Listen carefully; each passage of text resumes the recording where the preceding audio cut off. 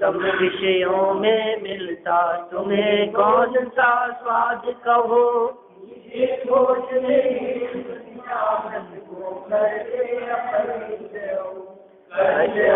विपरीत राग को मधुर मानते हो, मन के दास हुए हो, विषय प्रवृत्ति तुम्हारे कृष्णा, मुख से जो कुछ बचा जगत,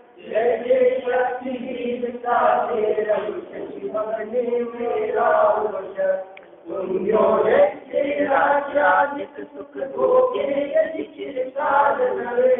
किंतु देवी कर पाती अविनाशी मुक्ति से, अतः परिग्रह ग्रहण दूर नहीं अभिजन उत्साह मोदक ग्रहण चाह कर देवी नहीं नाचा पद हो, मोदक ग्रहण चाह कर देवी नहीं नाचा पद हो। आत्मानुशासन नामक यह ग्रंथ आचार्य गुणभद्र स्वामी की सर्वजनोपकारी यह रचना है और इसमें जगत के जीवों की, लौकिक जीवों की मूर्खतापूर्ण प्रवृत्ति को बताते हैं। लौकिक जीव किस तरह की मूर्खता करते हैं उसका चित्रण करते हुए, उसका वर्णन करते हुए ये बात कही गई कि भाई मोह के कारण मोहाधीन होते हुए पिता पुत्र को और पुत्र पिता को ठगते हुए देखे जाते हैं और उसके पीछे जो कारण है वो कारण मात्र क्षणिक इंद्रिय जन्य सुख का ही है। एक क्षणिक सुख की प्राप्ति ही एकमात्र उसका कारण दिखाई देता है। अहो ऐसे मूढ़ अज्ञानी मूर्ख जीव यमराज को न देखते हुए, माने अपनी मृत्यु का विचार न करते हुए विषय सुख में ही आनंद मानते हैं। ये अर्थ और ये मूल श्लोक की चर्चा कल हमने यहाँ की है, इसका भावार्थ पढ़ते हैं और सुंदर बात कही है। Page number 33।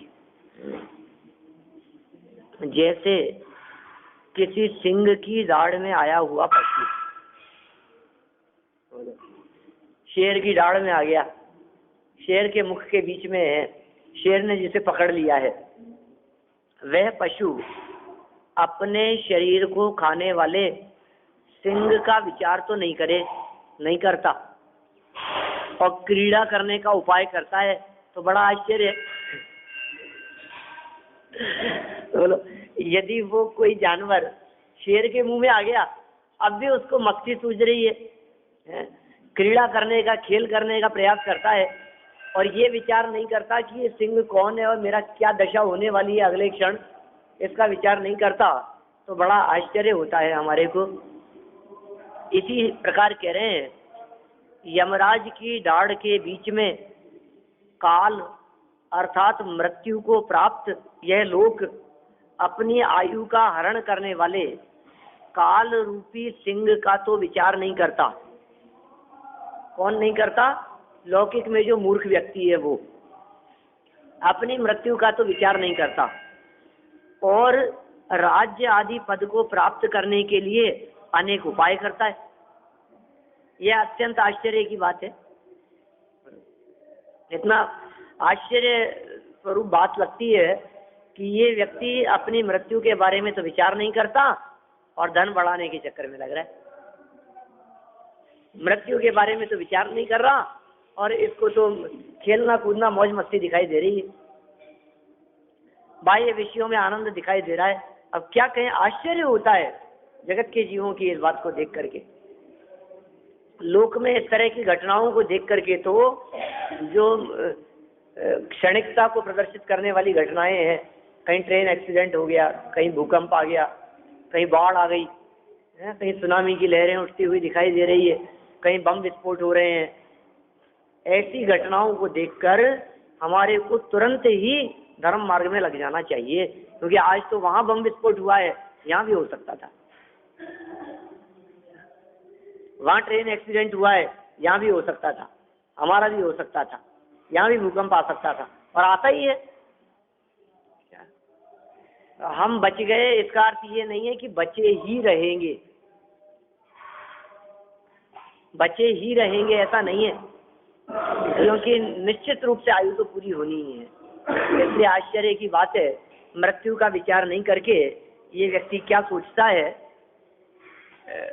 राग रंग में उलझा रहता है। ये बहुत आश्चर्य की बात है। अतः ऐसी मूर्खता को छोड़कर यम का चिंतन करते हुए विषयों की वांछा छोड़ना चाहिए।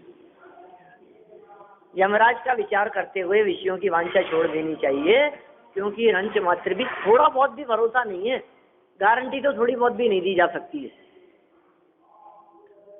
आपको मालूम है युधिष्ठिर सत्यवादी थे, और एक बार कोई व्यक्ति उनसे दान मांगने के लिए आया तो उन्होंने ये कह दिया कल आ जाना, थोड़े काम में व्यस्त हूँ, बिजी हूँ मैं, कल आ जाना, ऐसा कह दिया। भीम वहीं थे और उन्होंने वो बात सुनी और जाकर के नगाड़े बजा दिए, ढोल बजा दिए, गांव में नगर में लोगों को इकट्ठा कर लिया सूचना देने के लिए। यही होता था, कोई ऐसे पंपलेट तो छपते नहीं थे, सार्वजनिक सूचना देने के लिए न्यूज़पेपर और न्यूज़ चैनल होते नहीं थे, तो कैसे सूचना देते थे राजा लोग। कोई चले जाता था, सुनो सुनो सुनो गांव वालों,